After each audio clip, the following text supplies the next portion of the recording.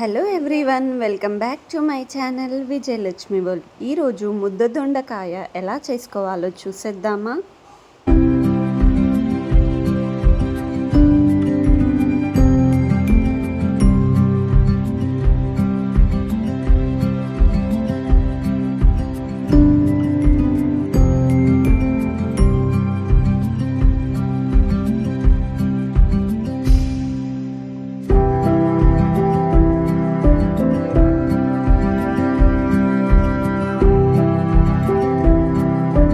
ఇప్పుడు మనము ఒక ప్యాన్ పెట్టుకొని ప్యాన్ కొంచెం హీట్ అయ్యేంత వరకు వెయిట్ చేయాలి.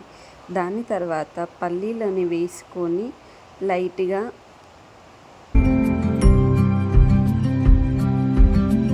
వేయించాలి.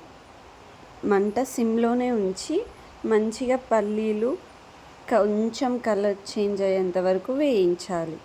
ఇప్పుడు ఇందులోనే కొంచెం కొబ్బరి ముక్కలని వేసుకోవాలి. అలా వేయించిన తర్వాత అందులోనే కొంచెం కాజులని వేసుకోవాలి.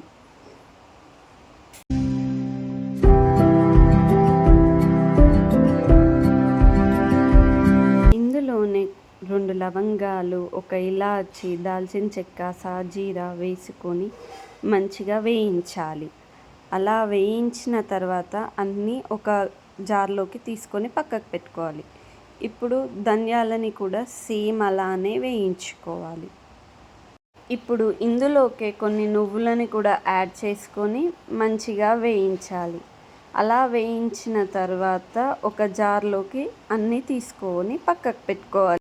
ఇది చల్లారేంత వరకు మనం దొండకాయలని ఎలా కట్ చేసుకోవాలో చూసేద్దాం. మనం ముద్ద వంకాయలకి ఎలా కట్ చేసుకుంటామో దీనికి కూడా అలానే కట్ చేసుకోవాలి. వీడియోలో చూపిస్తున్నట్టు కట్ చేసుకోండి.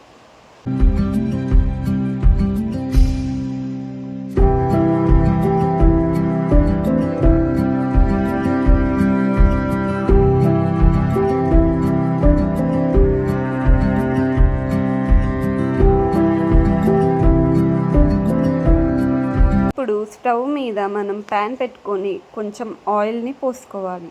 ఆయిల్ హీట్ అయ్యేంత వరకు వెయిట్ చేసుకోవాలి. తర్వాత మనం ముందుగానే కట్ చేసి పెట్టుకున్న దొండకాయలని ఆయిల్లోకి వేసుకొని కొంచెం సాల్ట్ వేసుకొని మంచిగా మగ్గనివ్వాలి.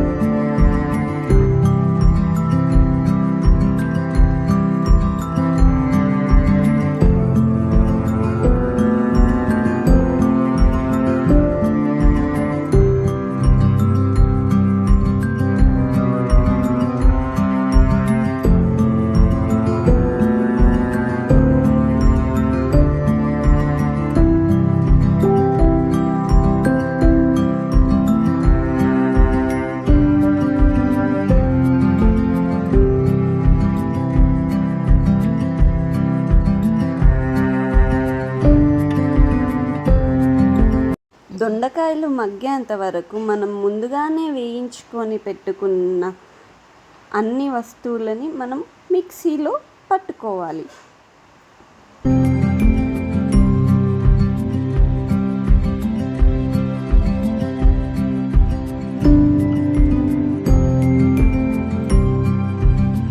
దొండకాయలు మగ్గాక ఒక గిన్నెలోకి సపరేట్ చేసుకోవాలి. దాని తర్వాత అదే నూనెలో జీలకర్ర వేసుకొని బిర్యానీ ఆకు, బిర్యానీ పువ్వు 2 అదే నూనెలో వేసుకొని మంచిగా మిక్స్ చేసుకోవాలి. అలా మిక్స్ చేసుకున్న తర్వాత మనం ముందుగానే కట్ చేసుకొని పెట్టుకున్న ఆనియన్స్ని వేసుకోవాలి.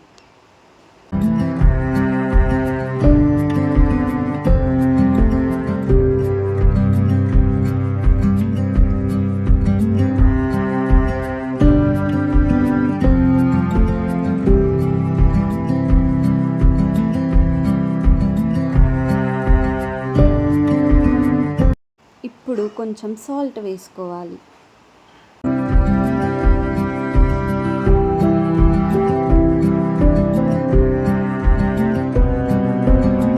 ఇప్పుడు 2 పచ్చిమిర్చిలను వేసుకొని మంచిగా కలుపుకోవాలి. తర్వాత కరివేపాకు, కొత్తిమీరని వేసుకొని మంచిగా కలుపుకోవాలి.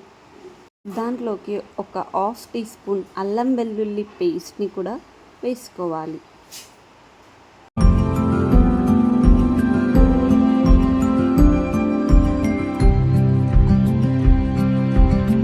ఇప్పుడు ఒక హాఫ్ టేబుల్ స్పూన్ పసుపుని యాడ్ చేసుకోవాలి.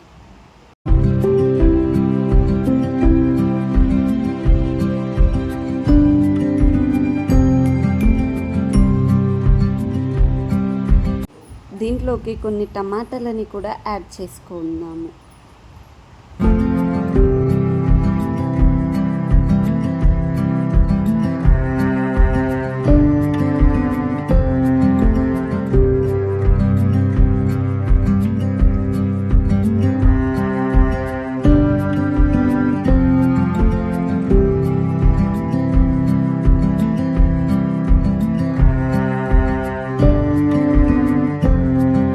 ఇలా మంచిగా మగ్గాక మనం ముందుగానే మిక్సీ పట్టుకొని పెట్టుకున్న పొడిని ఇందులోకి వేసుకోవాలి. దాని తర్వాత కొంచెం కారము, కొంచెం ఉప్పు వేసుకొని మళ్ళీ మంచిగా మిక్స్ చేసుకోవాలి. దాని తర్వాత చింతపండు రసాన్ని పోసుకోవాలి.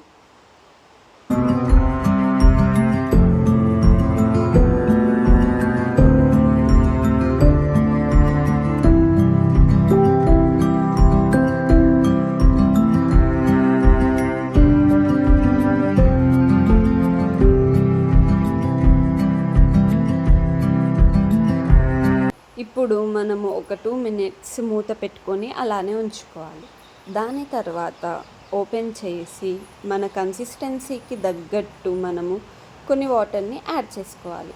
ఇప్పుడు మనము ముందుగానే ఫ్రై చేసుకొని పక్కకి తీసుకున్న దొండకాయ ముక్కల్ని కర్రీలోకి యాడ్ చేసుకొని మంచిగా కలుపుకోవాలి.